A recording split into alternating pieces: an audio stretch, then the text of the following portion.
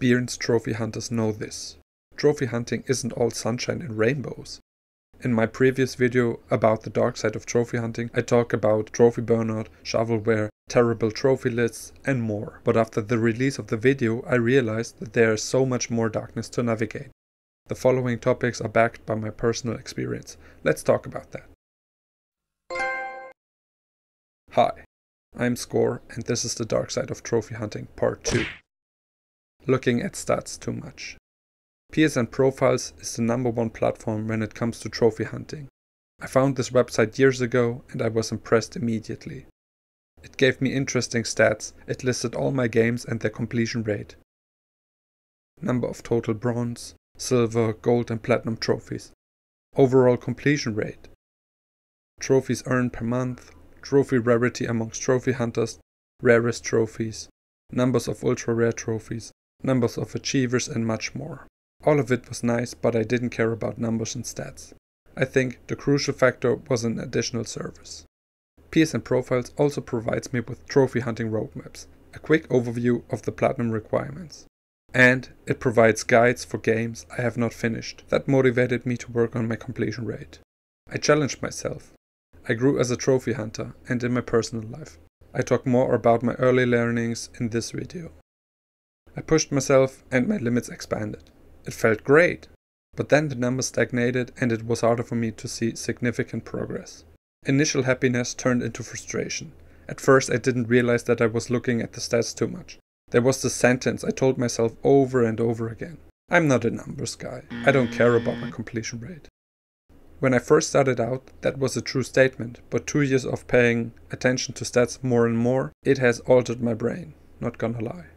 It's no big deal, I survived 50 plus hours grinds, the game is only a 4 out of 10, this should be easy. I didn't realize that I forgot about the fun aspect. Most of the grind and pushing limits weren't fun. I also did crazy things, for example I earned trophies at 4 AM to prove myself how hardcore I was. Looking back on it, it makes me cringe. Wasting precious sleeping hours to earn trophies is a fool's game. Let me tell you this, stats can be a wonderful trophy hunting tool. I don't regret using it because I experienced many great moments, but I also lost some of my innocence. For 6 months I have been trying to mend some of my harmful beliefs and it's a long process. Post-plat regret. Speaking of innocence, I used to tell myself, I am open to any game. In hindsight, I played many games I later started to regret, or games I pushed myself too hard for the platinum. I recently counted all the platinums I would delete from my profile if I could, and the final count was 30.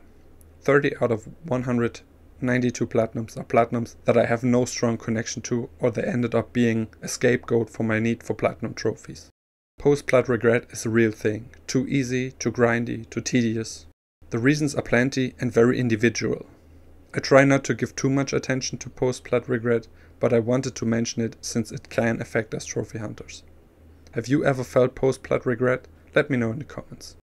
Unfinished games at launch, or glitched trophies.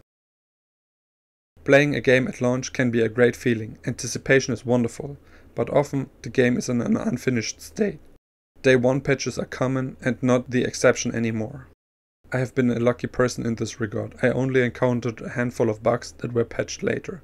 Cult of the Lamb is one example of that. One trophy was glitched, and fortunately the developers patched it about a week later. A positive example of this, Stellar Blades Day 1 quality surprised me. The game felt very polished and I had no issues with anything. Examples like this are rarer these days, at least in my personal opinion.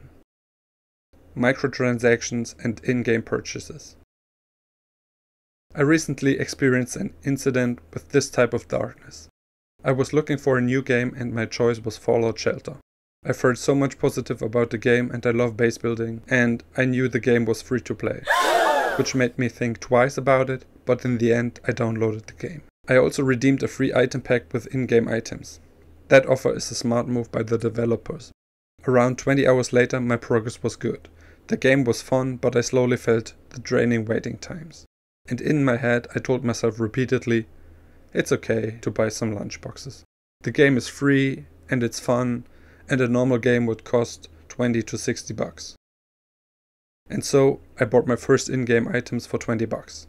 40 lunchboxes with 5 cards each. The rush of endorphins was crazy and I made a good progress afterwards. But that feeling went away quickly. A few hours later I thought pets would be a great addition. And 2 hours later I was an owner of 30 pets. So far, so good. But around 30 hours in, the real tragedy happened. True story. On June 13th, I allowed myself to open the gates to hell. And I started buying 40 more lunchboxes.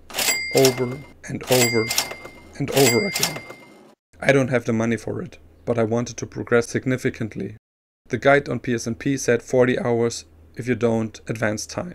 I was at 40 hours and I was nowhere near the platinum.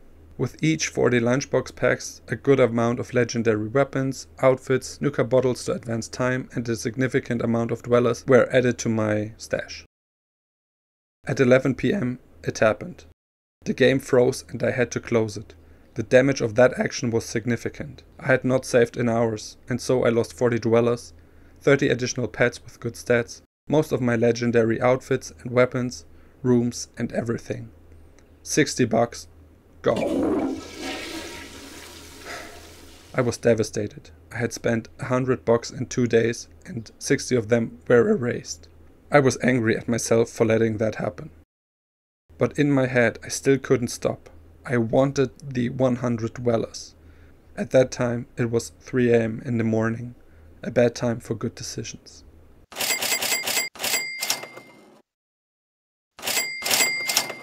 When you try your best but you don't succeed. I feel deeply ashamed, but I take full responsibility for my actions. I spent money I don't have for in-game items that can be taken away by an error in the game. I did this to satisfy my stupid and sneaky trophy addiction. It is important to show the dark side of our hobby, and this is a very personal, very real example of it. I will stay away from free-to-play games for a long time. If you like this type of content, consider supporting me on Ko-fi. All members get the same perks. Thank you. Subscriptions and digital distribution. Another factor for the previous dark side is subscriptions and digital distribution of games. I used to be a big fan of physical games, but then the big isolation happened and I stopped going to video game stores to buy games.